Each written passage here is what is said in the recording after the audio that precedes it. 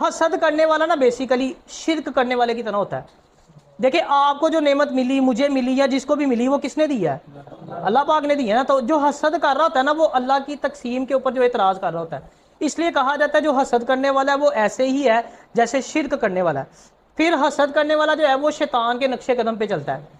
शैतान को जब जन्नत से निकाला गया था, किस वजह से निकाला गया था? हसद करने की वजह से। अल्लाह ताला ने जब हजरत आदम अलैहिस्सलाम को खलीफा बनाया तो किसने मुखालिफत की थी? शैतान ने की थी। क्यों? उसको लगा कि मैं बरतर हूँ, ठीक है ना, मेरे पास इल्म ज्यादा है, मैं फरिश्तों का सरदार हूँ, मैंने इतनी इबादतें की हैं। तो उसने हसद किया और नाफरमानी की, जन्नत से निकाल दिया गया। अब फिर यहाँ से एक चीज नोट करें, हसद की वजह से सारे आमाल बर्बाद हो जाते हैं। कहते हैं दुनिया का कोई ऐसा चप्पा नहीं जहां पे शैतान ने सजदा ना किया हो। इतना इबादत गुजार था, कहाँ गए सारे सजदे? जाया हो गए। किसकी वजह से? हसद की वजह से जाया हो गए। अच्छा, कुछ लोग ना हसद की वजह से लोगों की टोह में भी रहते हैं, यानी जसूसी करते हैं, पता लग गया इसकी, हसद करते हैं ना किसी से, फिर कोशिश करते हैं कि इसकी कोई खामी मिले और वो मैं तलाश करके तो किसी के आगे बयान करूं ताकि मैं इसको जलील करूं, नीचा दिखाने की कोशिश करते हैं। ये भी बड़ा सख्त गुनाह है। नबी अलैहिस्सलातु वस्सलाम ना एक मरतबा एक कब्र के पास से गुजरे, वो ताज़ा ताज़ा कब्र बनी थी, अभी किसी औरत की कब्र थी। सहाबा थे, नबी अलैहिस्सलातु वस्सलाम ने सहाबा से कहा कि जाओ जाके पता करके आओ ये किसकी कब्र है और इसके क्या आमाल थे। सहाबा गए और जाके इन्फॉर्मेशन ली, पता लगा कि ये बड़ी नेक औरत थी, नमाजी, परहेजगार, अच्छी खातून थी। आगे नबी अलैहिस्सलातु वस्सलाम को बताया। नबी अलैहिस्सलातु वस्सलाम ने कहा नहीं, दोबारा जाके सही से पता करके आओ, इस कब्र के ऊपर अजाब हो रहा है। जो सहाबा थे वो दोबारा गए और दोबारा जाके इन्फॉर्मेशन ली तो पता चला वो लोगों की टोह में रहती थी, यानी नेक खतून थी, नमाजी, परहेजगार, सारे अच्छे अमाल थे।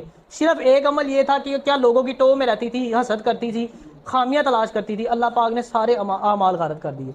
हसद इतनी बुरी चीज़ है, आपको पता है जो दुनिया का सबसे पहला कत्ल हुआ था वो किसकी वजह से हुआ था? हसद की वजह से हुआ था। किसने किया था? हज़रत आदम अलैहिस्सलाम के बेटे ने। जिन्होंने कुरान पाक की तफसीर पढ़ी है वो वाकया पूरा है, मैं थोड़ा सा आपको शॉर्ट करके बताता हूँ। जब हज़रत आदम अलैहिस्सलाम और हज़रत अम्मा हवा को भेजा गया ना दुनिया में, तो जो नस्ल बढ़ाने का सिलसिला था ना वो ऐसे होता था कि एक हमल में से दो बच्चे पैदा होते थे, एक बेटा होता था और एक बेटी होती थी।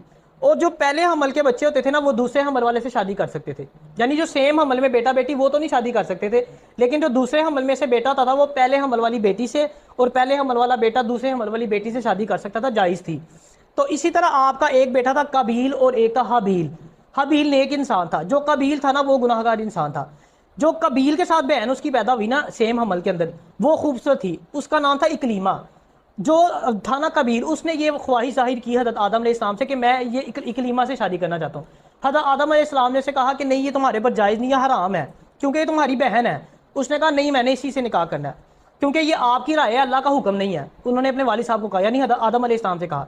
तो हज़रत आदम अलैहिस्सलाम ने फिर ये फैसला किया, आपने फरमाया कि तुम दोनों ना, हाबील और कबील दोनों एक एक कुर्बानी लेके आओ, जिसकी कुर्बानी अल्लाह कबूल फरमा लेगा ना, जो इकलीमा है वो उसके हिस्से में आएगी, यानी उसके निकाह में आएगी। और उस वक्त जो है ना वो जो सदका दिया जाता ना उसकी कबूलियत इस तरह तस्वुर की जाती थी कि सदके को पहाड़ पे एक ऊंची जगह पे रख दिया जाता था, तो आग आती थी ऊपर से, आग जिस सदके को ले जाती थी वो समझा जाता था कबूल है। इसी तरह फिर कबील जो है वो कबील जो था वो गंदम कुछ लेके आया, और हबील जो थे वो बकरी लेके आए छोटी, वो ला के पहाड़ के ऊपर रख दी। अब जो कबील थे ना उनकी तो ना कुर्बानी कबूल की, लेकिन जो हबील थी जिसकी बकरी, जो जिनको आदम अलैहिस्सलाम ने कहा जो नेक था उनका बेटा, उसकी कुर्बानी अल्लाह पाक ने कबूल कर ली। फिर आदम अलैहिस्सलाम ने जो है कबील से कहा, देखा मैंने तुम्हें कहा था ना ये अल्लाह का हुक्म है, तो इकलीमा जो है वो हबील के हिस्से में आएगी। लेकिन उसने हसद किया, उसने जेलसी हुई इसको। हज़रत आदम अलैहिस्सलाम जब हज पे गए ना तो पीछे से कबील ने हबील को कत्ल कर दिया। किसकी वजह से? हसद की वजह से। पहला कत्ल दुनिया में हसद की वजह से हुआ था। फिर यहीं से वो कंसेप्ट कब्र वाला भी निकला था, क्योंकि उस वक्त वो कांधे पे उठा के कई दिन तक फिरता रहा लाश को, उसको समझ ही नहीं आई कि मैंने करना क्या है इसका। फिर अल्लाह पाक ने जो है वो दो कवे भेजे, वो दोनों ने आपस में लड़ाई की, फिर एक कवे ने दूसरे कवे को मार दिया, तो जो जिंदा बचा उसने वो अपनी चोंच के साथ मट्टी खोदी, तो फिर कबील ने देखा कि अच्छा इस तरह करना है, फिर उसने हाबील को जो है वो दफनाया। ये सारा एक कुरान पाक में ये बाकायदा पूरा एक वाकया जो है ना वो बताया गया। यानी बताने का मकसद है कि हसद बहुत बुरी चीज़ है। दुनिया का पहला कत्ल भी जो है वो हसद की वजह से हुआ था। आज के दौर में ना जनरल पब्लिक तो है ही है, जो खास लोग हैं ना वो भी इसके अंदर मुब्तला है। जैसे कोई मिसाल के तौर पे कोई बड़ा नाद ख्वां है, अब वो दूसरे से हसद करता है, कहना गला खराब ही हुई है तो चंगी गल है। अच्छा, लेडीज में भी बहुत ज्यादा पाया जाता है, ठीक है ना, नहीं ये हकीकत है, इसमें रियलिटी है, कोई नहीं। देखिए ना, बात का ऐसे था, एक बहन दूसरी बहन से हसद कर जाती है, किसी की एक बहन का अच्छा रिश्ता आ जाता है दूसरी का नहीं आता, या बात बात ऐसे होता है, वो कहती वो देख बड़े भाई बड़ी बहन के जो है वो हस्बैंड ने गाड़ी ले लिया है, तू साइकिल भी नहीं ले सके होने तक। तो ये जेलसी का उनसर पाया जाता है, मर्दों में भी है औरतों में भी है। फिर ज्वेलरी की वजह से, मेकअप की वजह से, खूबसूरती की वजह से यह हसद रहता है। तो लेकिन हसद ना एक ऐसी आग है जिसके अंदर आप किसी दूसरे को नहीं चला सकते, आप खुद जलते हैं। और मज़ेदार बात है, मुसलसल जलते हैं। गाड़ी की वजह से अगर आपने हसद किया, अब उसने अगर नया मॉडल ले लिया तो फिर ज़्यादा तकलीफ होगी। मोबाइल बदल लिया उसने, अगर मोबाइल की वजह से हंसता फिर ज़्यादा तकलीफ होगी, ठीक है ना। इसी तरह अगर जॉब की वजह से था, वो पहले असिस्टेंट लगा, आपको हसद हुआ, अब वो जब PMS कर लेगा तो फिर ज़्यादा तकलीफ होगी।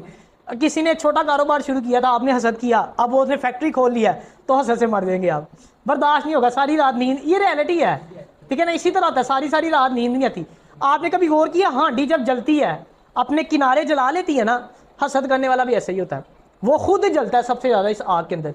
फिर हसद एक जहर की तरह है जिसे आप खुद पीते हो, तमन्ना ये करते हो कि कोई दूसरा बंदा मर जाए, यानी इसका नुकसान ही नुकसान है, आपको इसका फ़ायदा किसी सूरत में भी है ना। फिर हसद की मिसाल आप ऐसे ले लें, कोयला जलता हुआ पकड़े किसी को मारने के लिए, तो पहले किसका नुकसान होगा, उस तक कोयला पहुँचना नहीं पहुँचना, आपका हाथ जल जाना है। फिर इसको इस तरह समझ लें कि आप अपने पाँव को 2-3 घंटे के लिए पानी के अंदर जो है वो रखें, उसकी क्या हालत होगी, आपका मांस गलना शुरू हो जाएगा। अच्छा 2 हफ्ते तक पानी में रखें, फिर क्या होगा, हो सकता है डॉक्टर कहे कि भाई पाँव ही काट दो इसका। तो जब आप खुद को हसद के अंदर डुबो के रखते हैं ना, तो आपका भी हाल यही होता है, इंसान गल जाता है अंदर से। यार जो ज़िंदगी है ना हमारी, वो पहाड़ की तरह है। आप जब पहाड़ के ऊपर चढ़ते हो तो कम से कम वेट उठाते हो ना, ये तो नहीं कि अगर आप सारा साजो सामान लेके गए सारा ही उठा लिया पहाड़ पे चढ़ना शुरू कर दे। क्यों करते हो ऐसा, क्योंकि आपको पता है ना, या तो गिरने के चांसेस बढ़ जाएंगे, थकावट होगी ज़्यादा, सांस फूलेगा, बार बार रुकना पड़ेगा, ये मुश्किलात आएंगी, ठीक है ना। तो जब आप हसद, गीबत, चुगली, कीना और तरह तरह के गुनाहों का बोझ उठा के चलते हो ना, फिर ज़िंदगी नहीं गुजारी जाती।